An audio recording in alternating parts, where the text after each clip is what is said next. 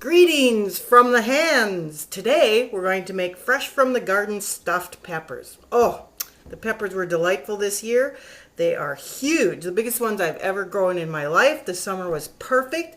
We also have onions from the garden. We have garlic from the garden. We have tomatoes from the garden. And I've done a little prep work in advance so that this won't be quite as long a video as the last one. So the ingredients we've assembled this morning are fresh peppers from the garden, some canned salsa, some homemade salsa because I'm cleaning out my refrigerator, some canned tomatoes from last year, some fresh tomatoes from this year, some cooked rice, about a cup and a half of cooked rice. I did that last night. Very simple.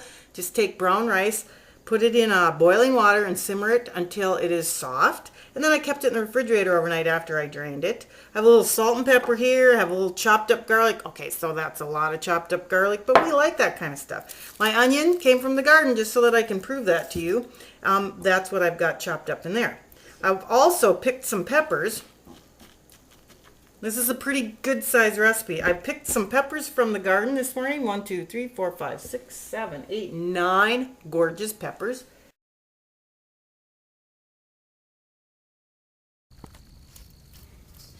All right, this morning we're going to pick us a peck of wonderful garden peppers. Just look at how beautiful they are and firm and wonderful. And then we're going to head indoors to make some delightful stuffed peppers.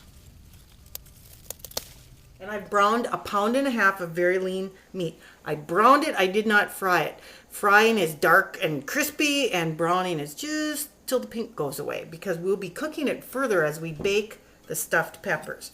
So, if you got a pepper you don't know what to do with, you just chop the top off like that, and you'll see the seeds in there come out quite easily. In fact, just like that. And then I put that in the compost bin.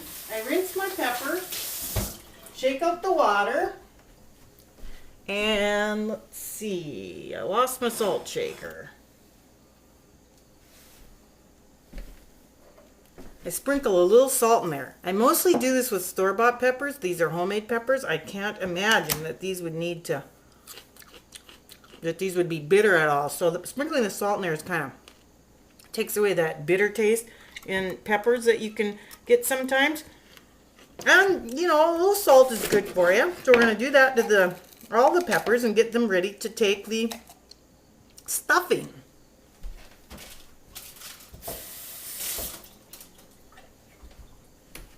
Okay, a little more salt. And I'm going to put them in this beautiful oven-proof crock that I received as a gift one year from a friend of mine in Texas.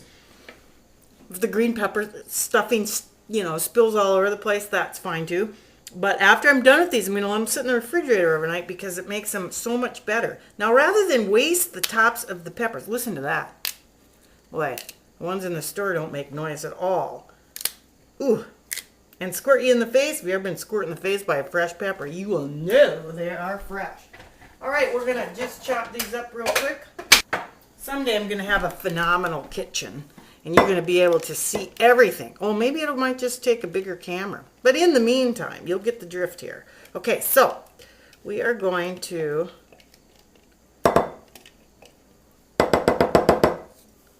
put the peppers in with the onions.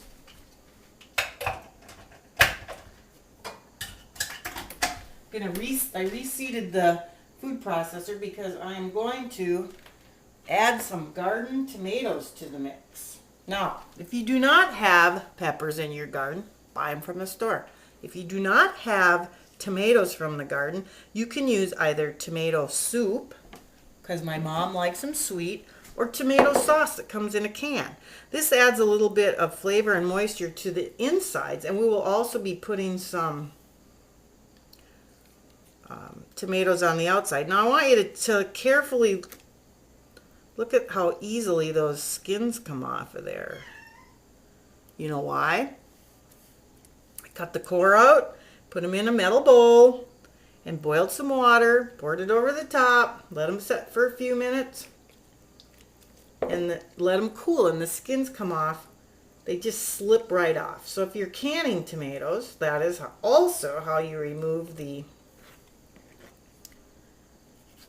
skins. Now these were damaged tomatoes from the hail, but like I told you before, I'm all about ugly vegetables. They have some bruising from the hailstorm. We're just going to cut that off of there. We got a little bit there. Most of the icky stuff comes off with the skins. These are black crim tomatoes. That's why they're such a funny color. Actually, they're the best tasting tomatoes I've had in a long time. And they are a beefsteak variety tomatoes, so they're big, fat, and juicy. Otherwise, I'd be dehydrating them. But I want to eat as many fresh as possible. However, I thought, ooh, they would be a nice addition to our stuffed peppers today. All right, I am going to, before you put them in the food processor, you want to cut them into smaller chunks. They'll process more easily. Look at how gorgeous the inside of these tomatoes are. It is absolutely a pleasure to be able to grow such a wonderful heirloom variety. Okay, since this is leaking a little bit, we're going to take this whole thing over here. I'll be right back. My husband accuses me of being kind of a messy cook, but hey, what the heck. All right, in the processor bowl we go. Let's take a second.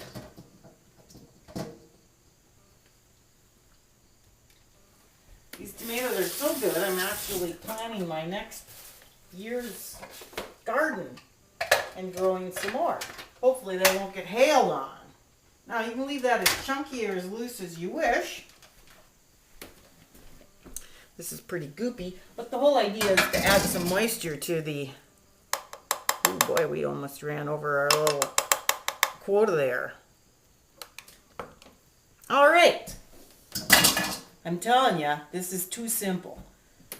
So, we have our chopped garlic, our rice, our salt and pepper, some leftover salsa that I thought I'd get rid of, chopped tomatoes or canned tomatoes, tomato sauce, tomato soup, onions, and green pepper tops. I did have one little tiny green pepper that kind of like fell off the vine and a bug ate it, so I took the good part and added that to there too. So, now, we have a little bit of hot salsa. You can use, this is my homemade green tomato salsa. It is delightful. Oh, it has vinegar, jalapenos, and tomatoes in it. Wonderful. So we're going to take our pan of ground beef, pound and a half, sorry. You're going to have to kind of guess. If you have leftovers, you just tuck it all around the peppers, and it works just fine. Okay, we're going to add the rice. Now, if you don't want to cook your own brown rice, which this is fat brown rice, you can use minute rice, but don't pre-cook it. You just put the minute rice in right at this stage, straight from the box. All right, and then we want to add our onion and green pepper. And that looks like an awful doggone lot, but we are making an awful doggone lot of peppers, 9 of them. And if there's only 2 of you, that's an awful lot of peppers. I'm going to split the batch up, and you can do that quite easily. Take a couple peppers and put them in a casserole dish, cover it up tightly, and stick it in your freezer. Then to bake them, you just bring them out, put them in the refrigerator. When you go to work, you come home, put them in the oven for an hour until everything is steaming and bubbling, because most of the stuff is cooked. All you're putting in the oven for is to get the pepper soft.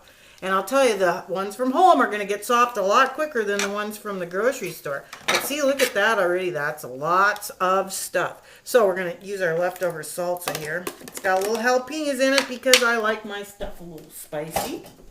We're going to put a little salt and pepper in there. I'd say about, oh, and that doesn't want to come out. Must have had a wet bowl.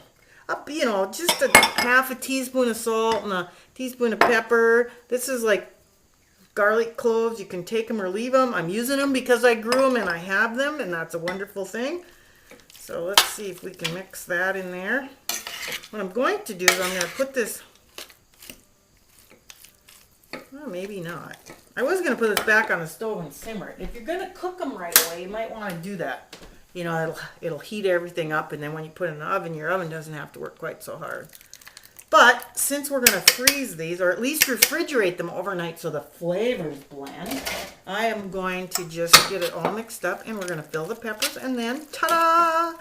Once again, we'll have a phenomenal meal. See, Yeah, I could have actually maybe used a few more tomatoes in there. Like I said, you can use tomato sauce. You could even throw a little tiny bit of ketchup in there if you like that vinegary taste. We are going to add some of this hot sauce because this is delightful green tomato salsa. And if I make some, I will share that recipe with you later on in the hands cooking season. Someone suggested that I drop this on my hands so that they'd look like they were little people out here, but these hands are old. They're grandma hands. Oh, nom, nom, nom. Oh, man, I'll be tempted to taste that. So, okay. You just want to scoop that in your peppers. Now, you don't necessarily, if you want them to be beautiful, which, you know, sometimes that's a good thing if you're serving company. You don't want to pack that stuff in there because it's going to expand a little as it cooks. And we are going to add some more tomato sauce. Yeah, see, we love this stuff. And so the peppers are just, you know, a sidebar here. Because, yeah, these aren't going to look like Martha's by any chance. But, okay, so there we go. We got those filled. And we have a second batch here that I'm going to give away. And they won't fit in there upright, so I'm going to fill them and tip them sideways because it eats just the same. What we like to do is cook mashed potatoes and eat the scoop over the top of mashed potatoes. It's just wonderful. And I'm just going to fill a little bit more in there just because. A little on the side. And then I'm going to freeze the rest of this. And as soon as I get more peppers, I'll be able to make more stuffed peppers without having to do any work at all. So, next, I've got canned tomatoes from last year. And I don't know if you do much canning. We might get into that also. But what you want to do, these have been downstairs in the basement. Before you open them up, just wipe them off. Get all that dust off of there so you don't get dust in your tomatoes when you pop the lid. Okay, another thing you want to do is check for the color. I got one that's darker in there, but I do not see any mold or anything else that looks suspicious. That does not bounce. That means that there's a good seal on this can. So listen. That's a good sound to hear when you're canning. Oh, and they smell like tomatoes. They smell like last fall. I'm going to chop them up a little bit here. And going to spoon some tomatoes over the top. You'll need to have this for a little liquid when they cook. It helps steam the peppers and adds a little extra flavor. You can adjust the seasonings at any time. We're going to pour this one over because we have more space. Now when I cook that, I'll take a look at it. And if it doesn't seem like there's enough moisture in there, I'll add a teeny bit of water, or maybe I'll add a little tomato juice or some more canned tomatoes. And there it is. Delightful garden stuffed peppers. So until next time, happy gardening!